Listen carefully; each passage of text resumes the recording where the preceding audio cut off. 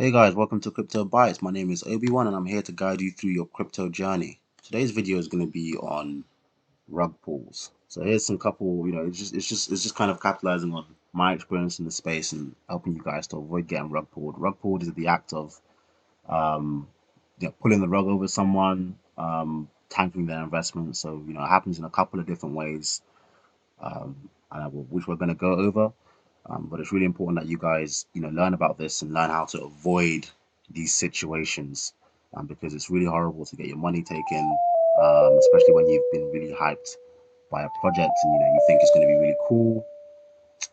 Okay, so rugs are rug pulls are basically, yeah, you know, they take your money, and one way they do this, one obvious way, is people have pre-sales for projects. So they say you can get a certain amount of tokens at a discounted price, and what happens is, um, you know, you send money to their account and they just don't create the project, and that's it.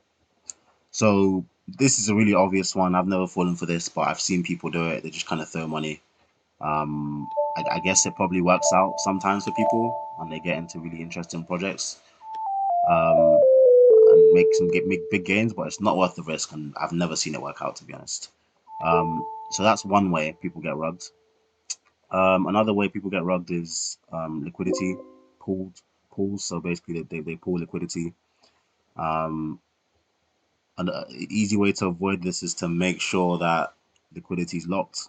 That's all you do it. So that's how you do it. So say on Dex tools, if you're trading Ethereum token, you look on Unicrypt, and if it says no lock liquidity, do not buy.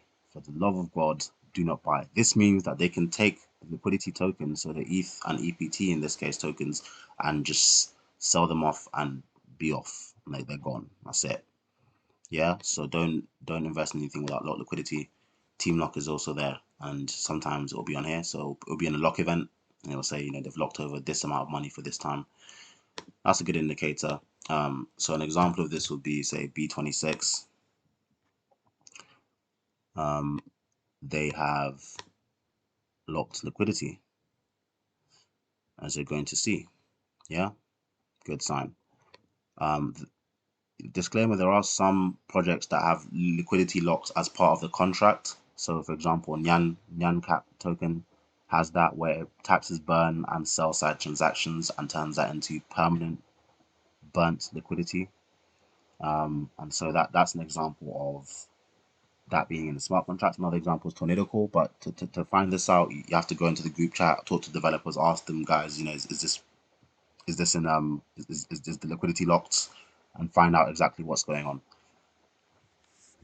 Okay, another way people get rugged is through minting. So there's a clause in the contract where they can just take your money, um, and they can create new tokens and then sell them off at market rate, is effectively tanking the price.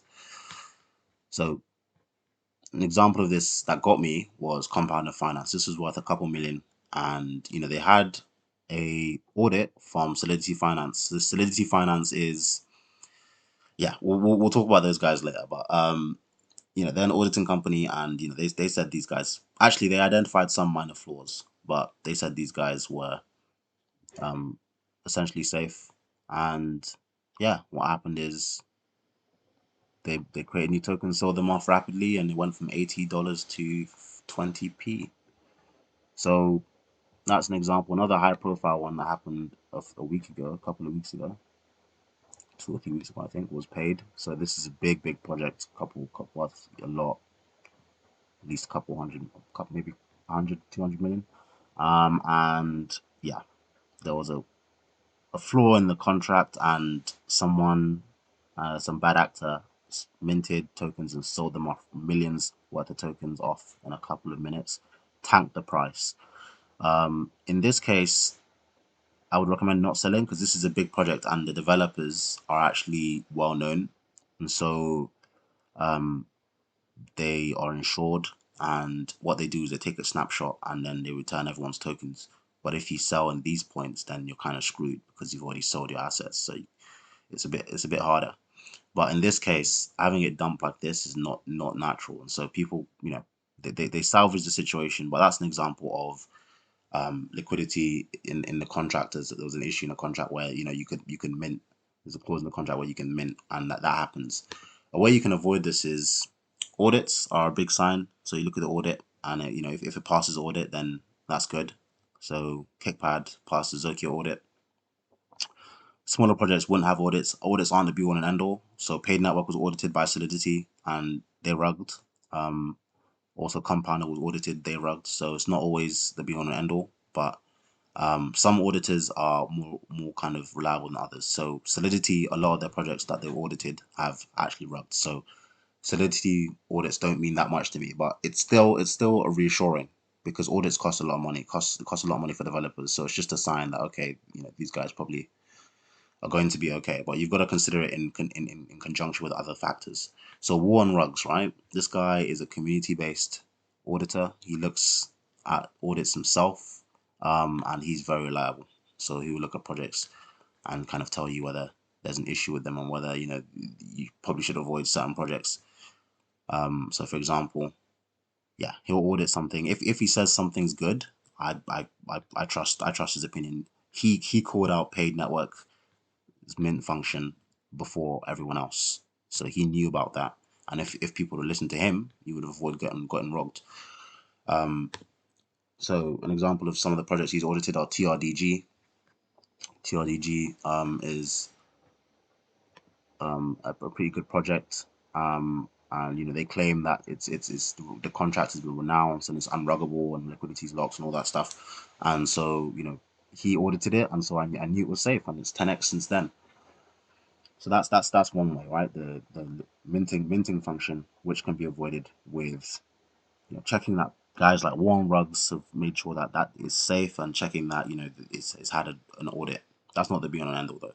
Another way people get rugged is through fake announcement channels. So what happens is, if a project has hype, like for example Kickpad, right? We talked about Kickpad in my first video, and Kickpad already has imitators on Telegram pretending that they are the developers. What they do is they create an announcement channel, they fill it with bots, they mute the channel so no one can talk, and you can't tell that they're just bots in there. And then they post a message saying, hey guys, we've extended our pre-sale by an hour or a day, and we're gonna give you more tokens at a discounted price. Send money here to this Google form account, and with some other details that they don't care about, and we'll send you the tokens tomorrow in 24 hours. That's a rug, guys. They don't do that. They wouldn't mute the chat, and they wouldn't extend pre-sales. An easy way to avoid this is just to check the official one. So the official one's going to be quite clear, because you're going to go in there or have a couple thousand people, whatever, in there. They'll be talking freely. The developer will be in there, and everything that they say will be done through that channel. So don't fall for that. I've fallen for that before, and it's really horrible, because they really take advantage of FOMO, or fear of missing out. Of like, you've heard this project, you think it's going to 10x, 100x, and maybe you've just about missed a pre-sale or whatever, and so you see this opportunity and you kind of throw some money in without thinking too much, or you don't ask first, and it's really horrible. So don't fall for that one, guys. And another example of, it's not a rug, but it's just something unpleasant people can do, and it's not a good sign, is that people would launch a project and say it's a fair launch, and what happens is that there are people, there are actually, it's not a fair launch, and someone's actually had access to the tokens, and is able to buy a couple, like 10-20% of the tokens. And basically you can check on Etherscan or BSC scanner from Binance Smart Chain, check on the holders. So say this project launched in the last 30 minutes, you think you're the one of the first 10-20 holders, and you check the holders and you find out there's one guy with like 50% of the tokens. Yeah. So what's going to happen is people are going to come in buying, thinking that they're first, and then this guy is going to sell and kill the momentum instantly and walk away with a large amount, quite a lot of money from that. And so that's your due diligence. You can just check, make sure that's not going on. It's really unpleasant. Um, hasn't really happened to me before, but always check the holders, and make sure that no one's gonna pull a fast one. And so those are the most common ways of getting rugged, right? People just announcing pre-sales, and all they've got is a website, and they're asking you to send money to their address. Don't fall for that crap. People having minting functions in the contract, people not locking liquidity and just pulling liquidity, and people just making up, um, people lying about fair launches. So the project launches and it's not actually a fair launch, and someone's actually had 40%, 30% of the tokens waiting to dump on incoming buyers. A good way of avoiding these rugs is reputation of the dev. If you make sure that the dev has a solid reputation, you can avoid all of this. So Nyancat dev has a great reputation, and he's doing a lot of good things in the projects, and so that's a really really big deal, because that's not common. Like, if you invest in the project, a meme token, maybe Dogcoin or whatever, and they have no roadmap, and or they have a roadmap and it's just bad. It's just like, we want to have a TikTok channel, and that's it. They've got no utility to their token. They've got nothing cool they want to do. I would say avoid, yeah, because more often than not, there's nothing going on there. The developer will eventually give up and realize, hey, I don't have the chops or the knowledge to progress this project, so I'm just going to rug, and I'm going to find a way to do that. Or investors will just lose faith and realize it's a crap project and they'll dump it. Either way, it's not a good situation for you. So make sure the project has some vision. So for example, Tardigrades Finance has like a video game attached to the platform that pays people. They have a couple things. Is they've been audited by Warren Rugg, so Tardigrades was a good one. That's 10x. Um, you know, Nyancat Finance is building a DAO, and then they've got NFTs. That's and then they've got a clause in the contract that means that they're creating instant permanent liquidity based on transactions and transaction taxes. That's a good sign that they're going to do well, because the developer actually has a skill to create something of value. Yeah, so make sure that the developer has a good reputation. If you're investing in a meme token and the developer was associated with a rug, then don't buy, because guess what? It's probably going to rug you too, because that's what they do. That's what ruggers do. They create these short-term, low-effort projects where they copy and paste code from other decent projects, create a new website, put on a new sticker, and they take people's money, and then they create a new one. You can really pump out these like dog coins at light speed. Like, they're not hard. It's literally just copy and paste of other people's work. So make sure the developers have a decent project, a decent reputation. Make sure they have actually plans to develop the projects, and some kind of roadmap. Um, Make sure that there is some kind of audit. Audits aren't be on an end all, but it's always nice. Make sure that the liquidity is locked. For God's sakes, if there's anything you take away from this video, make sure liquidity is locked. If the liquidity is not locked, do not invest. Do not invest. You will probably lose your money. Yeah, there's no reason not to lock liquidity. That's one of the things that Kickpad is going to solve, because Kickpad, say you have a cool meme token that you're quite interested in, just for fun, and you want to get in a good price because you think people are going to like this token. It's Nyancat or another cool project, or Dogecoin or whatever.